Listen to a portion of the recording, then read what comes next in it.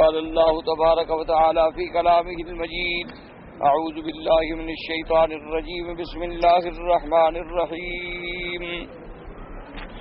إن الله لا يظلم مثقال ذرة وإن تك حسنة يضاعفها ويؤت من لدنه أجرا عظيما. فكيف إذا جئنا من كل أمة بشهيد وجئنا بك على هؤلاء شهيدا. يومئذ يود الذين كفروا وعصوا الرسول لو تسوى بهم الأرض ولا يكتمون الله حديثا. قال المؤلف والمفسر رحمه الله تعالى: أدام النفع بعلومه وعلومكم في الدارين آمين. إلى أن قال: يقول تعالى مخبرا: إنه لا يظلم أحدا من خلقه يوم القيامة مثقال حبة خردل ولا مثقال ذرة بل يوفيها له ويضاعفها له إن كانت حسنة، كما قال تعالى: ونضع الموازين القسط. الآية. وقال تعالى مخبرا عن لقمان أنه قال: يا بني إنها إن تك مثقال حبة من خردل فتكن في صخرة أو في السماوات أو في الأرض يأت بها الله.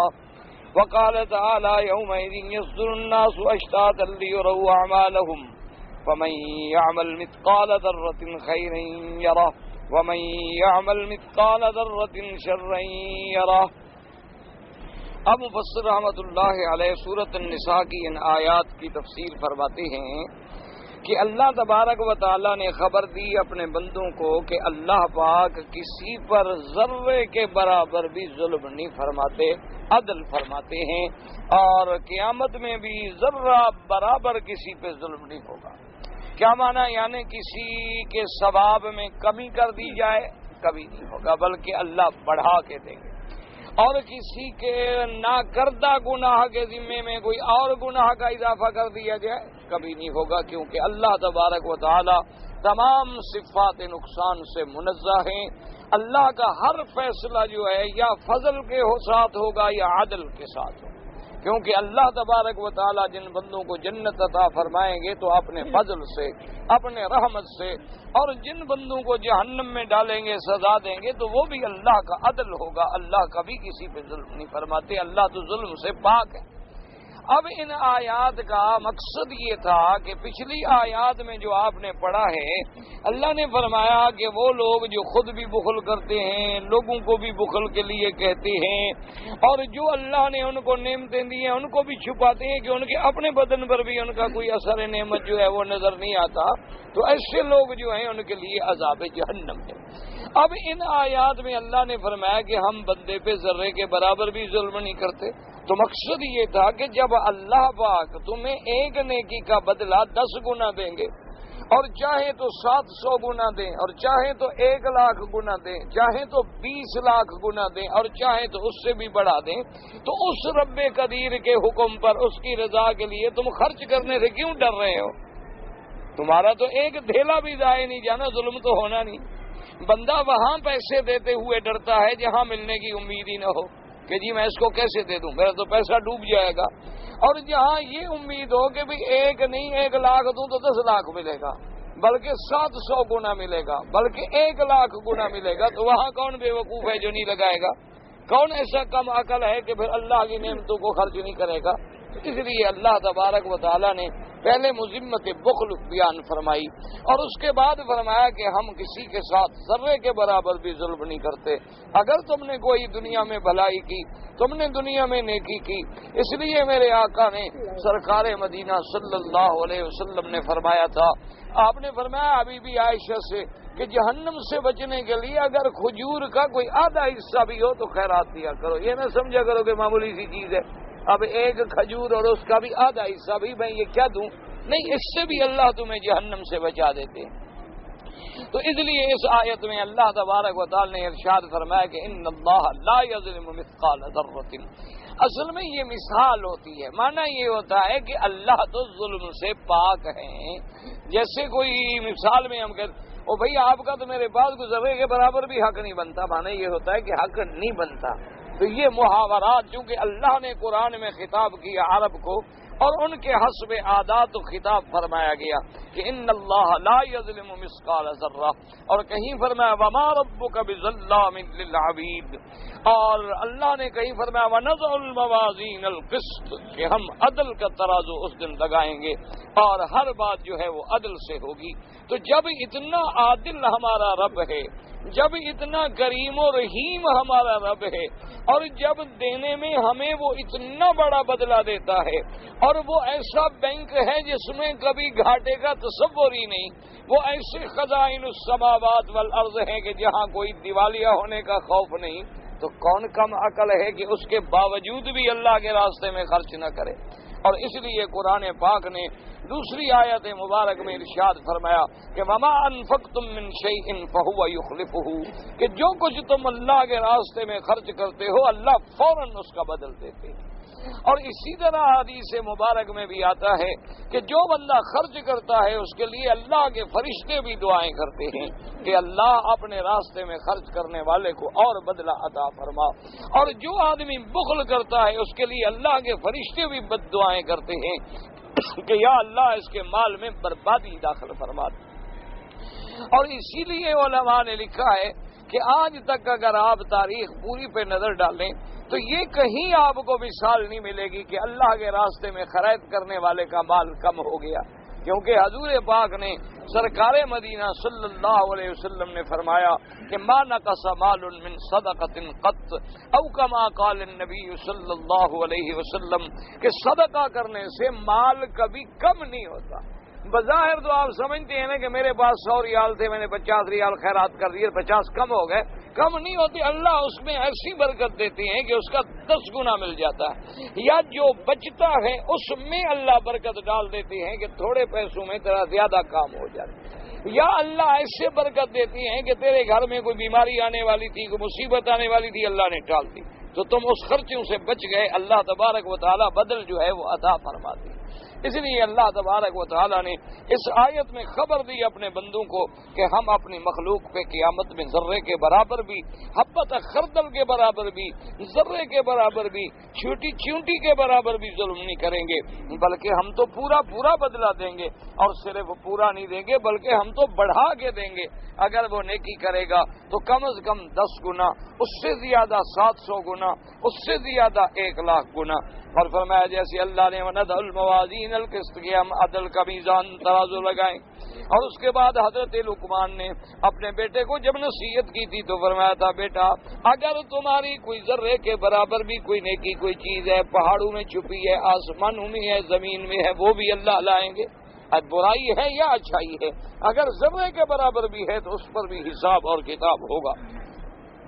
اور اس کے بعد فرمایا کہ یوم یحضر الناس اشتاتا لیروا اعمالهم، کہ قیامت والے دن لوگ جو ہیں اٹھیں گے جب متفرق دوڑیں گے، ہر آدمی ان کے عمل ان کے سامنے ہوں گے۔ فمن یعمل مثقال ذرۃ خیرا یرہ، جس نے ذرے کے برابر بھلائی کی اس کو بھی وہ بھی دیکھے گا۔ ومن یعمل مثقال ذرۃ شرا یرہ۔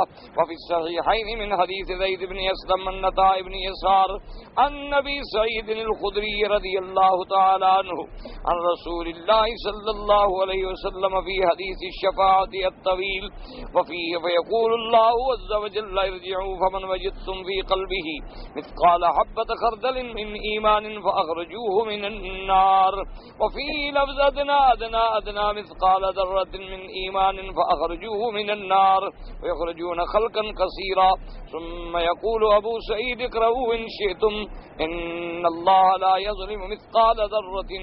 صحیحین کی حدیث مبارک میں ہے، ابی سعید خدری رضی اللہ تعالیٰ عنہ فرماتی ہیں حضور پاک صلی اللہ علیہ وسلم سے حدیث شفاعت جو ہے طویل، جس میں حضور کی شفاعت کا ذکر ہے، اور فرشتے بھی شفاعت کرتے ہیں، اللہ کے انبیاء بھی شفاعت فرماتی ہیں۔ اللہ پاک حکم دیں گے کہ پھر جاؤ جس کے دل میں ذرے کے برابر بھی ایمان ہے، اس ذرے کے برابر بھی ایمان ہے، اس کو جہنم سے نکالو۔ تو اگر ذرہ بھر بھی ایمان ہے تو اللہ اس کا بھی تمہیں بدلہ دیں گے۔ تو بہت بڑی مخلوق جو ہے پھر وہ جہنم سے نکالی جائے گی. ثم يقول ابو سعید اقرؤوا ان شئتم ان اللہ لا يظلم مثقال ذرة الآیہ. وقال ابن ابی حاتم حدثنا ابو سعید الاشج قال حدثنا عیسیٰ بن یونس عن ہارون بن عنترة عن عبد اللہ بن الصائب بن زادان قال قال عبد اللہ بن مسعود رضی اللہ تعالی عنہ یؤتى بالعبد وبالأمة یوم القیامہ فینادی مناد علی رؤوس الاولین والآخرین هذا فلان ابن فلان من كان له حق فليأتي إلى حقه. تفرع المرأة أن يكون لها الحق ولا أبيها أو أمها أو أخيها أو زوجها ثم قرأ فلا أنصاب بينهم يومئذ ولا يتساءلون ويغفر الله من حقه ما يشاء ولا يغفر من حقوق الناس شيئا وينصب للناس فيقول ائتوا إلى الناس حقوقهم فيقول يا رب فنيت الدنيا من أين أوتيهم حقوقهم فيقول خذوا من أعماله الصالحة فاعطوا كل ذي حق حقه بقدر مظلمته وإن كان وليا لله وذر له مثقال ذرة ضاعفها الله له حتى يدخله الجنة. ثم قرأ علينا إن الله لا يظلم مثقال ذرة وإن تك حسنة يضاعفها وإن كان عبدا شقيا قال الملك رب فنيت حسناته وبقي طالبون كثير فيقول خذوا من سيئاتهم فأضيفوها إلى سيئاته ثم سكوا له سكا إلى النار. ورواه ابن جرير من وجه آخر عن زادان به نحوه ولبعض هذا الأصل شاهد في الحديث الصحيح. اب مفسر رحمۃ اللہ علیہ فرماتی ہیں کہ اس سند سے حضرت عبداللہ ابن مسعود رضی اللہ تعالیٰ عنہ سے روایت ہے کہ قیامت والے دن بندہ یا مرد یا عورت جب پیش ہوں گے اللہ کے دربار میں فَيُنَادِي مُنَادٍ عَلَى رُؤُوسِ الْأَوَّلِينَ وَالْآخِرِينَ. اب سب اللہ کی مخلوق میدان حشر میں ہوگی تو پکارنے والا پکارے گا کہ یہ شخص جو ہے اس کا نام یہ ہے فلان ابن فلان، اور حکم اعلان ہوگا کہ جس بندے نے اس سے اپنا حق لینا ہے وہ آ جائے اور اپنا حق وصول کرے. اب مفسر فرماتی ہیں کہ وہ حدیث مبارک میں آتا ہے کہ وہ ایسا وقت ہوگا کہ حتیٰ کہ ایک عورت یہ چاہے گی کہ خدا کرے میرا کوئی حق نکل آئے خاوند پہ، باپ پہ، بھائی پہ، تاکہ آج مجھے مل جائے، تاکہ مجھے کچھ ملے اور تاکہ مجھے جنت کا راستہ مل جائے. یعنی وہ ایسا وقت ہوگا کہ ہر آدمی کو اپنی اپنی پڑی ہوگی. اور فرمایا فَلَا أَنْصَابَ بَيْنَهُمْ يَوْمَئِذٍ وَلَا يَتَسَاءَلُونَ. اور وہ ایسی گھڑی ہوگی کہ جس میں یہ نہیں پوچھا جائے گا کہ تم کون ہو، سید ہو، کون ہو، کس کے بیٹے ہو، بڑے ہو چھوٹے ہو، نہیں، سب کا عدل کے ساتھ حساب ہوگا. اور اب ہر آدمی اس فکر میں ہوگا کہ خدا کرے میرا کسی پہ حق ملے تو تاکہ میری کوئی چھٹکارے کا ذریعہ بن جائے. اب جناب فرماتے ہیں کہ جب وہ آ جائیں گے حق والے، اللہ تبارک و تعالی حکم دیں گے کہ ان بندوں کے تم پر حق ہیں، یہ حق جو ہیں ادا کرو. اور ایک حدیث مبارک میں آتا ہے کہ اللہ پاک فرمائیں گے کہ اے میرے بندو، میرے جو حق ہیں تم پر میں نے معاف کیے، لیکن میرے بندوں کے جو حق ہیں وہ ادا کرو. وہ کہیں گے اللہ میاں اب کیا ادا کریں، وہ تو دنیا بھی وہی ختم ہو گئی، مال متاع بھی ختم ہو گئے، اب ہم کہاں سے دیں، کیا دیں، ہمارے پاس کیا ہے جو ادا کریں. تو اللہ پاک حکم دیں گے کہ ٹھیک ہے پر تمہاری جو نیکیاں ہیں ان کو دو. تو پھر ان کی نیکیاں جو ہیں وہ حق والوں کو دی جائیں گی. اس حقوق کے بدلے میں آپ نے پیسے کھائے ہیں 2000 2 لاکھ 10 لاکھ، اللہ نیکیاں، کیونکہ اس دن پیسہ تو ہے نہیں کہ تم پیسہ ادا کرو. اچھا، ساری نیکیاں دینے کے بعد بھی اگر کوئی ذرے کے برابر بھی نیکی بچ گئی تو اللہ فرمائے گا اچھا اس کو ہم بڑھا دیتے ہیں، جاؤ جنت، چلو اسی کو ہم تمہیں زیادہ بدلہ دے دیتے ہیں جنت. لیکن کوئی ایسا بدبخت بھی ہوگا کہ جس کی ساری نیکیاں ختم ہو گئی، کوئی ذرے کے برابر بھی نہیں بچی، سب لوگ لے گئے. تو اب ملائکہ عرض کریں گے مولا اس بندے کے پلے میں تو کچھ نہیں رہا، اس کے حسنات سارے ختم ہو گئے اور مانگنے والے تو ابھی اور بہت سارے کھڑے ہیں. اللہ فرمائے گے ان کے گناہ لے کے اس پہ رکھو، ان کے گناہوں کو اس پر رکھو. جب ان کے گناہ اس پہ رکھے جائیں گے پھر حکم ملے گا کہ آپ پروانہ جاری کر دو، اس کو جہنم میں بھیج دو. تو اس لیے یاد رکھیں اگر تم نے کسی کا حق دینا ہے تو وہ دنیا میں ادا کر لو. دنیا میں ادا کرنا آسان ہے، ادا نہ کر سکو تو معافی لے لو، حق والے سے حق بخشوا لو، اس کے دروازے پہ جا کے پڑ جاؤ گے بھائی میں ادا نہیں کر سکتا، مہربانی کرو مجھے معاف کرو، میری قبر نہ خراب. میری عاقبت برباد نہ کرو، مجھے دنیا میں معاف کر دو، تب بھی تم بچ گئے۔ اور اگر یہ سمجھو کہ جناب میں بڑا آدمی ہوں، مجھے کون ہاتھ ڈال سکتا ہے، اور غریبوں کا خون پسینہ پی رہے ہو، تو قیامت میں یہ نہ سمجھو کہ یہ ضائع جائے گا، اللہ ایک ایک کا بدلہ دلائے گا، اور اس دن پھر تمہیں نیکیاں دینی پڑیں گی پیسوں کے بدلے میں۔ اسی لیے ہمارے ایک استاد تھے، وہ فقیر آدمی تھے، تو اللہ کی شان ہے وہ جس آدمی کو پیسے دیتے نا وہ کھا جاتے، اس لیے وہ جانتا تھا کہ بھئی عالم آدمی ہیں، مولوی آدمی ہیں، نہ تھانے پہ جائیں نہ عدالت میں جائیں، ان کے پیسے کھا جائیں گے تو کیا کریں گے۔ تو بعض لوگ آتے حضرت سے کہتے ہیں کہ حضرت آپ کو لوگ بے وقوف بناتے ہیں، پیسے کھا جاتے ہیں، آپ ایسا پہلے تو دیا نہ کریں، اگر آپ نے دیے ہیں تو چلو مجھے فرشت بنا کے دے دیں، ہم پکڑ کے آپ کو وصول کرا دیں۔ وہ کہتے بھائی اس دن قیامت میں زیادہ محتاج ہوں گا، تو مجھے پیسوں کے بدلے میں نیکیاں مل جائیں گی، تو ایسا گھاٹے کا کوئی سودا تو ہے نہیں۔ انہوں نے فرمایا اب میں کسی کو کہوں کہ میرا حج کرو تو اگلا کہے گا 50,000 لاؤ، تو اس دن مجھے حج 2 روپے میں مل جائے تو مہنگا ہے۔ تو فرمایا میرا کون سا نقصان ہو رہا ہے، اب اگر کسی سے حج بدل کراؤں تو کتنا خرچ ہوگا، اب اگر میں کسی سے کہوں کہ جناب میرے لیے طواف کرو تو کون کرے گا، لیکن قیامت میں ساری اس کی نیکیاں اللہ مجھے ان پیسوں کے بدلے میں عطا فرما دیں گے، تو میرا کون سا گھاٹے کا سودا ہے۔ اس لیے یہاں تو پیسے خرچ ہو جائیں گے، میری نیکیاں بڑھ رہی ہیں۔ اس لیے اللہ تبارک و تعالیٰ کا یہ فیصلہ ہے کہ اللہ اپنے حقوق جو ہیں، یاد رکھو حقوق اللہ جو ہیں وہ تو توبہ بھی کرو تو اللہ معاف فرما دیتے ہیں، لیکن حقوق العباد جو ہیں، جو بندے کا حق ہے وہ اللہ معاف نہیں فرماتا۔ اور بندے کا حق بھی یہ نہ سمجھا کرو کہ صرف پیسہ ہے، زمین ہے، دولت ہے، مال ہے، تم نے کسی کی غیبت کی ہے، یہ بھی بندے کا حق ہے کہ تم نے اس کو کیوں بے عزت کیا، تم نے کسی کو گالی دی ہے، تم نے کسی پہ لعنت کی ہے، تم نے کسی پہ تہمت لگائی ہے، تم نے کسی کو نقصان پہنچایا ہے، تم نے کسی کو تھپڑ مارا ہے، تم نے کسی کو ذرے کے برابر تکلیف پہنچی، سب بندوں کے حق ہیں، قیامت میں تمہیں دینے پڑیں گے۔ یہ نہیں ہوتا کہ حق کا معنی یہ ہے کہ پیسے کھائے ہیں، صرف پیسے حق نہیں ہوتے، ہر چیز کے حقوق ہیں، اور ان کا بدلہ جو ہے تمہیں قیامت میں دینا پڑے گا۔ اس لیے حقوق العباد جو ہیں ان کے بارے میں بے انتہا خیال کریں۔ دیکھو بڑے اچھے اچھے لوگ ہوتے ہیں، عابد ہیں، زاہد ہیں، بڑے تہجد گزار ہیں، لیکن لوگوں کے حقوق کا خیال نہیں کرتے۔ نتیجہ کیا نکلتا ہے؟ اللہ معاف فرمائے کہ قیامت میں پکڑے جائیں گے، حقوق العباد تو معاف ہی نہیں ہوتے، نہ عبادت سے معاف ہوتی ہیں، نہ حج سے معاف ہوتی ہیں، نہ ہجرت سے معاف ہوتی ہیں، نہ توبہ سے معاف ہوتی ہیں، وہ تو ادا کرنے پڑیں گے۔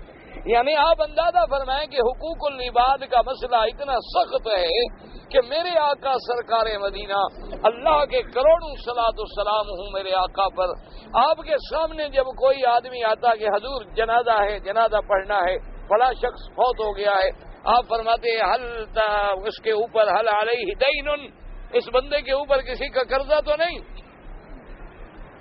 تو اس کے وارث کہتے کہ ہاں جی قرضہ تو ہے، تو پھر حضور فرماتے حل ترک مالا، اس نے کوئی مال چھوڑا ہے کہ اس کا قرضہ ادا کیا جائے؟ وہ کہتے کہ ہاں، تو آپ فرماتے ٹھیک ہے قرض ادا کر دو، پھر جنازہ پڑھ دیتے۔ اگر کہا جاتا کہ جناب وہ ما ترک شیئا، اس نے کچھ نہیں چھوڑا لیکن قرضہ بھی دینا ہے، آپ صحابہ کو حکم دیتے تم جنازہ پڑھ لو، میں نہیں پڑھتا اس شخص کا، میں اس کا جنازہ جو ہے نہیں پڑھتا۔ حتیٰ کہ ایک دفعہ ایسا ہوا کہ ایک میت سامنے رکھی ہے، انہوں نے کہا حضور اس پہ قرض ہے لیکن کوئی چیز نہیں چھوڑی، آپ نے فرمایا میں جنازہ نہیں پڑھتا۔ حضرت علی کھڑے ہو گئے، انہوں نے کہا یا رسول اللہ اس کا قرضہ میں ادا کروں، پھر حضور پاک نے جنازہ پڑھا۔ اسی طرح ایک دفعہ دوسری جنازہ آیا، حضور نے پوچھا اس پہ قرضہ ہے؟ تو انہوں نے کہا کہ قرض ہے، تو آپ نے فرمایا میں جنازہ نہیں پڑھتا۔ حضرت ابی قتادہ کھڑے ہوئے رضی اللہ عنہ، انہوں نے کہا کہ میں اس کا قرض ادا کروں گا، پھر حضور پاک نے جنازہ پڑھا۔ اور اس کے بعد جب اللہ نے اسلام کو عظمت دی، غلبہ دیا، اللہ نے اسلام کو نصرت دی، عزت دی، اب اللہ نے بیت المال میں غنائم مال آ گئے، تو اب حضور اعلان فرما دیتے کہ بھئی اس پہ قرضہ ہے؟ انہوں نے کہا جی قرضہ ہے۔ کچھ چھوڑا ہے؟ انہوں نے کہا نہیں چھوڑا۔ آپ نے فرمایا اچھا دیکھو اگر تو مال کچھ چھوڑا ہے فلے ورثت ہی، اور اس نے جو قرضہ چھوڑا ہے اس کا قرضہ میں محمد مصطفیٰ ادا کروں گا۔ انا مولا لمن لا مولا لہ، اس کی ذمہ داری مجھ پہ ہے جس کی کوئی بوجھ اٹھانے والا نہیں ہے۔ پھر آپ بیت المال سے قرض ادا فرما دیتے۔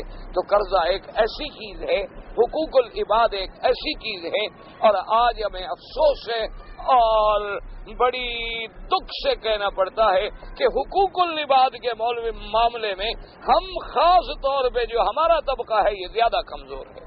اللہ پاک ہم سب کو ہدایت دے۔ دعا کریں اللہ ہماری ہدایت کے فیصلے فرمائیں، اور یہ بھی دعا کریں کہ اللہ جتنے ہم پر تیرے حق ہیں تو اپنی رحمت سے معاف فرما دے، اور یا اللہ جتنے تیرے بندوں کے حق ہیں تو قادر ہے نا، ہمیں اپنے خزانے سے دے اور ادا کرنے کی بھی توفیق دے۔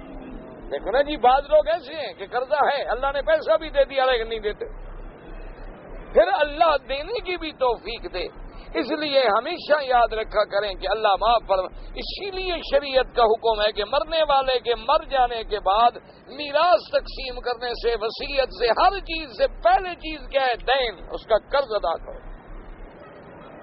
اچھا، اور پھر ایک اور بڑی بدقسمتی ہے کہ لوگ اپنے قرض ریکارڈ نہیں رکھتے، لکھتے نہیں۔ اچھا، مر گیا کون ادا کرے؟ کسی کو پتہ ہی نہیں، کسی کو معلوم ہی نہیں ہوتا کہ آپ نے کس کا قرضہ دینا ہے۔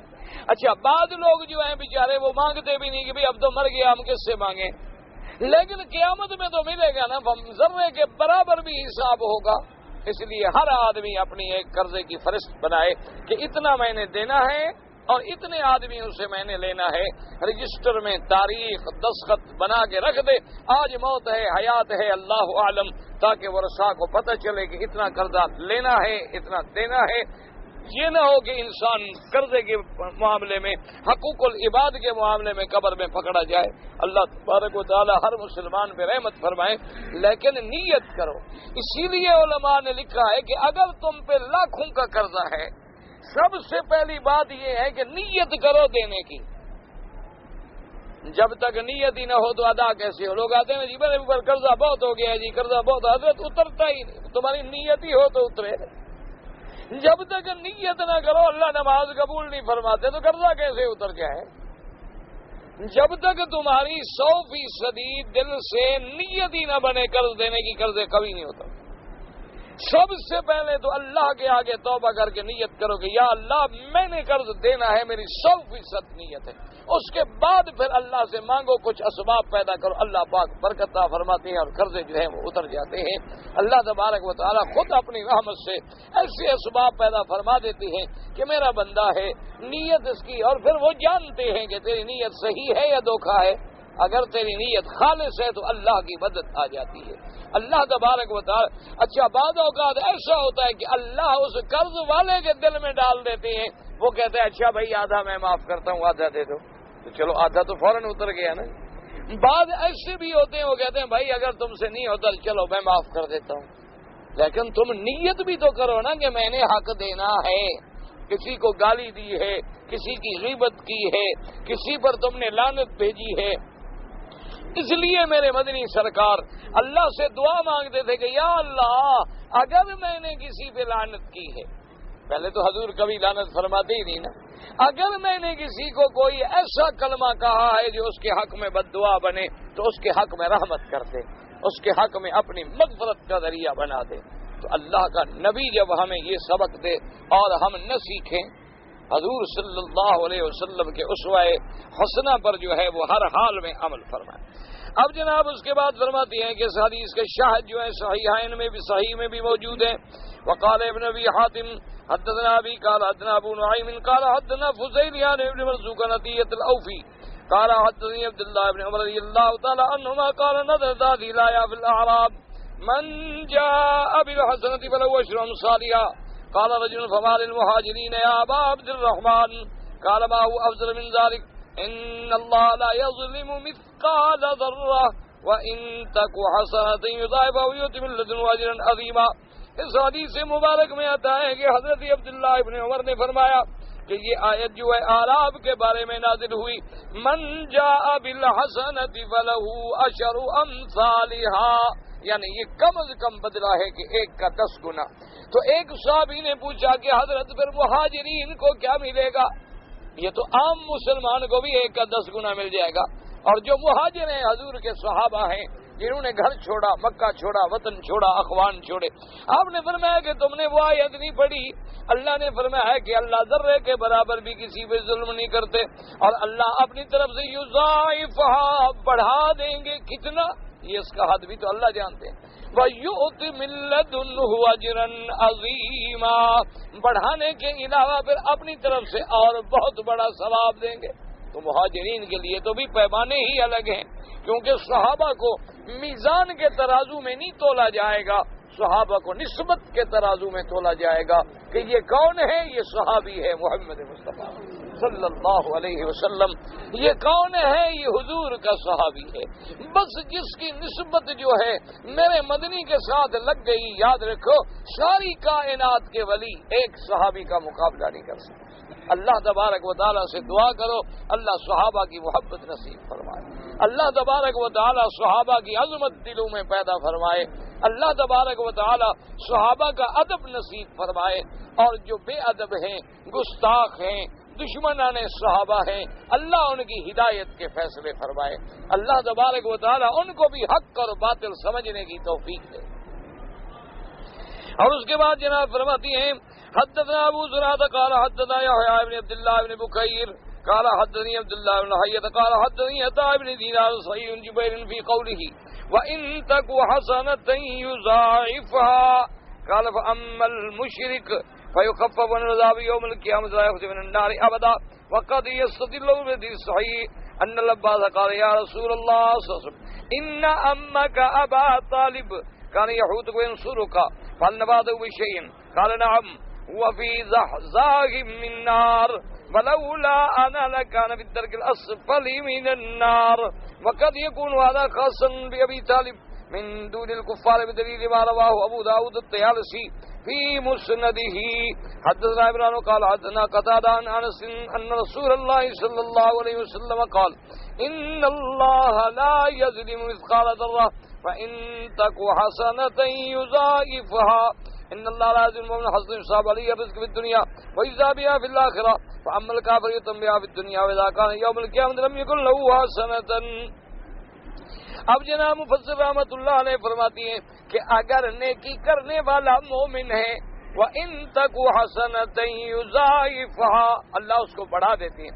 اگر کوئی کافر ہے، مشرک ہے، کہتے ہیں اس کے عذاب میں کچھ تخفیف ہوگی اور لیکن جہنم سے کبھی نہیں نکالا جائے گا، یعنی ذرہ برابر. اس لیے کہ انہوں نے دلیل پکڑی ہے کہ حضور پاک سے پوچھا گیا کہ یا رسول اللہ ان امک ابا طالب، آپ کے چچا جو ہیں ابی طالب، ان جنہوں نے ساری زندگی آپ کی اعانت کی ہے، آپ کی مدد کی ہے، آپ کی نصرت کی ہے، آپ کی خدمت کی ہے، آپ کی وجہ سے ان کو بھی کوئی نفع ہوگا. آپ نے فرمایا ہاں اتنی نفع ہوگا کہ وہ جہنم کے ادنا درجے میں ہوں گے. اگر میری وجہ نہ ہوتی اور انہوں نے جو میری خدمت کی ہے یہ نہ ہوتی تو پھر تو وہ سب سے نیچے والی جہنم میں ہوتا. تو اس لیے وہاں سے، لیکن بعض علماء فرماتے ہیں یاد رکھو کہ ان احادیث مبارک میں وہ کہتے ہیں کہ یا تو بس یہ خصوصی طور پہ یعنی ابی طالب کے لیے یا ایسے جیسے کچھ واقعات آتے ہیں وہ کہتے ہیں یہ اختصاص ہے، ورنہ کافر کے لیے کبھی نہیں ہوگی. لا یخفف عنہم، ان سے تخفیف بھی نہیں کی جائے گی. کیونکہ دوسری حدیث مبارک میں آتا ہے کہ حضور پاک نے فرمایا کہ اگر کافر دنیا میں نیکی کرتا ہے، کافر دنیا میں ہسپتالیں بناتے ہیں، بڑے بڑے ادارے بناتے ہیں، مدرسے بناتے ہیں، خیراتیں کرتے ہیں، یتیموں غریبوں مسکینوں کی رکھوالی کرتے ہیں، تو ان کو بدلہ اللہ دنیا میں دے دیتی ہے. جب آخرت آتی ہے تو ان کے لیے کچھ باقی نہیں ہوتا. آخرت میں ان کے لیے پھر کوئی رعایت نہیں کی جائے گی. ان کا بدلہ اللہ دنیا میں چکا دیتے ہیں. اس کے مال میں برکت دے دی، اولاد دے دی، بچے دے دی، حیثیت دے دی، عزت دے دی، تاکہ سارے بدلے اس کے دنیا میں پورے ہو جائیں، لیکن آخرت میں اس کو کچھ نہیں ملے گا.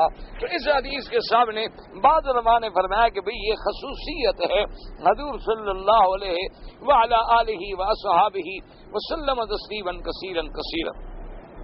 اور بعض علماء فرماتے ہیں کہ بھئی یہ بات تو ثابت ہو گئی نا کہ رہیں گے تو وہ جہنم میں نا. بہرحال اب اگر جہنم کے طبقات ہیں، کوئی زیادہ سخت ہے، کوئی درمیان ہے، کوئی اور سخت ہے، کوئی اور زیادہ سخت ہے، کوئی اور زیادہ، لیکن جو جہنم میں ہے تو جہنم میں. دیکھو نا جی، اللہ معاف کرے، اللہ بچائے ہر مسلمان کو. کوئی قید میں بیٹھا ہو، بڑے کمرے میں ہو یا چھوٹے میں ہو، ہے تو قید نہیں۔ اچھا کسی کو جناب وہ وہاں بستر بھی بچھا دیں تو قید تو آخر قید ہے، کیونکہ جب کسی کی آزادی سلب ہو جائے، تم اپنے گھر میں تمہیں کوئی بند کر دے، وہی تمہارے لیے قید خانہ بن جائے۔ آپ دیکھیں نا، کبھی خدا نہ کرے آدمی لفٹ میں ہو اور لفٹ کا دروازہ بند ہو جائے تو شیشے توڑ دیتے ہیں بیچارے، کیوں سمجھے میں تو کیا مصیبت میں پھنس گیا، قبر میں آ گیا۔ اپنے کمرے کے اندر چابی آدمی کی گر جائے تو ادھر سے کھڑکیاں نکالے گا، ادھر آوازیں لے گا، دروازے کھٹکھٹائے گا، کوئی آئے میرا دروازہ کھولے، کوئی آئے مجھے نکالے۔